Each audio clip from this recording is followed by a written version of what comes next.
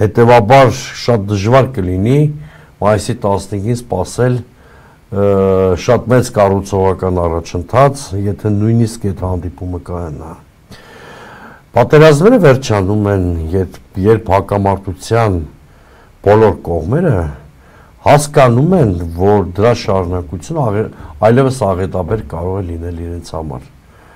կամ վնաս տալ իրենց։ Ես կհամարձակվեմ պնդել, որ ուկրաինական հակամարտության երկու կողմերը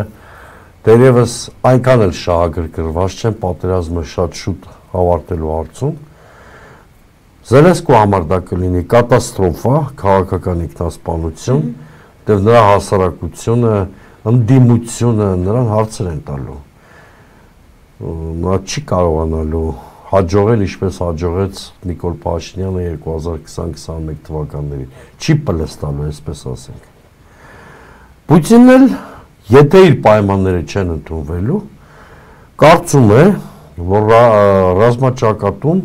կարող է նոր ձեռքբերումներ ունենալ եւ ավելի վատ բանակցային պայմաններ թելադրել Ուկրաինային։ Դեպս հարցում Պուտինը այնքան էլ չի սխալվում, եթե այսօր խոսքը 4 շրջանների եւ Ղրիմի մասին է, որոնք փաստացի կորցրել է Ուկրաինան, պատերազմի շարունակության դեպքում է թիվը աճելու է, ասենք, դառնալու է 6 մարս, 7 մարս, 8 մարս եւ ավելի ծանր